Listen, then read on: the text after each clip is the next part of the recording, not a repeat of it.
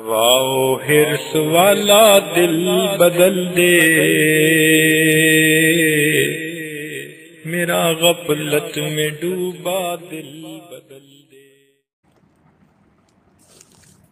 والدین کو چاہیے کہ وہ اس بات پر مطمئن ہو کر نہ بیٹھیں کہ ہم تو ٹھیک ٹھاک بچے کی تربیت کرتے ہیں، سمجھاتے ہیں، بتاتے ہیں، نماز سکھاتے ہیں، دعائیں سکھاتے ہیں، اچھی باتیں بتاتے ہیں، بری باتوں سے بچے کو بچنے کے لیے کہتے ہیں، وغیرہ وغیرہ۔ صرف اس پر مطمئن ہو کے نہیں بیٹھنا چاہیے، اس لیے کہ بچے کو جیسا ماحول ملتا ہے اس ماحول کے اثرات بھی بچہ قبول کرتا ہے۔ اگر ماحول ایسا ہوگا کہ وہاں علم کے اثرات نہیں ہوں گے، جہالت ہوگی، تہذیب نہیں ہوگی، سلیقہ نہیں ہوگا، اخلاق نہیں ہوں گے، تو بچہ اندر تو ٹھیک رہے گا گھر میں والدین کے ساتھ، لیکن جب باہر جائے گا اس کے دوست بنیں گے، فرینڈ سرکل اس کا ایک بنے گا، اب وہاں جیسے وہ لوگ رہیں گے ویسے اثرات قبول کر کے بچہ گھر میں آئے گا۔ اور یہ عموماً دیکھا بھی گیا ہے کہ بچہ گھر میں کوئی ایسی بات کہہ دیتا ہے کہ والدین سٹپٹا جاتے ہیں، پریشان ہو جاتے ہیں کہ یہ جملہ میرے بچے نے کیسے کہہ دیا، حالانکہ میں تو بڑی فکر کرتا ہوں اس بات کی۔ ماں سوچتی ہے کہ میں تو مستقل خیال رکھتی ہوں اس بات کا کہ بچے کی زبان سے کوئی ایسی ویسی بات نہ نکلے، تو یہ بات کہاں سے آ گئی؟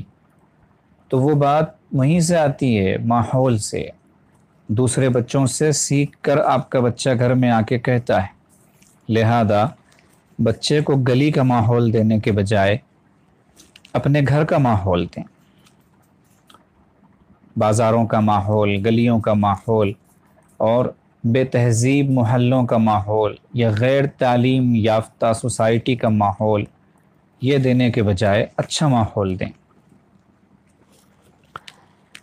مدرسے کا ماحول ہے، دین کا ماحول ہے، کسی اللہ والے کی محفل ہے، مسجد کا ماحول ہے، یہ سب اچھے ماحول ہیں۔ ان ماحولوں میں سے کسی میں بھی بچے کا آنا جانا شروع ہو جائے تو اللہ کا شکر ادا کریں اور کوشش بھی کریں کہ بچہ ایسے ہی ماحولوں میں جائے، برے ماحولوں میں نہ جائے۔ اگر اچھا ماحول نہیں دیں گے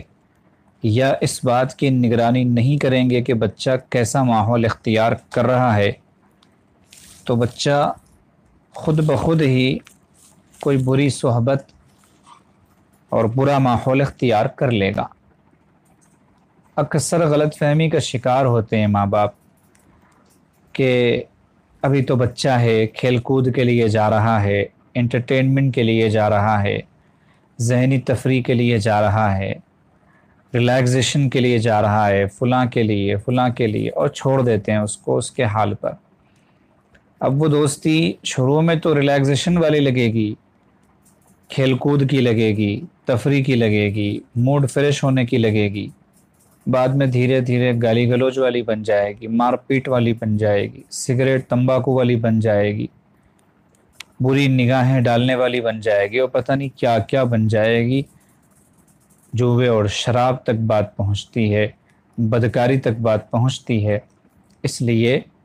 پہلے ہی بچے کی فکر کرنی چاہیے۔ اسلام کی خصوصیات میں سے ایک اہم خصوصیت یہ ہے کہ وہ جڑ کو کنٹرول کرتا ہے، روٹ پر توجہ کرتا ہے کہ وہ خراب نہ ہو۔ جیسے مثال کے طور پر یہ حکم دیا کہ مومن مردوں سے کہیے کہ وہ اپنی نگاہوں کو نیچی رکھیں، اور مومن عورتوں سے کہیے کہ وہ اپنی نگاہوں کو نیچی رکھیں۔ مطلب یہ ہے کہ یہیں سے گڑبڑ کا آغاز ہوتا ہے، لہذا اسی کو بند کر دو، یہ دروازہ ہی بند کر دو۔ چنانچہ ہمارے حضرت اکثر ارشاد فرماتے ہیں، گناہ کا آغاز ابتدا میں گناہ جو ہے مکڑی کے جالے کی طرح ہوتا ہے، مکڑی کے جالے کی طرح انتہائی کمزور، لیکن دھیرے دھیرے پھر جو ہے اس کی کیفیت جہاز کے لنگر کی ہو جاتی ہے، جیسے جہاز کا لنگر مضبوط ہوتا ہے، بڑے بڑے پہلوان مل کر اس کو اٹھا نہیں سکتے، ایسے ہو جاتا ہے۔ اس لیے شروع میں ہی احتیاط کروانا چاہیے۔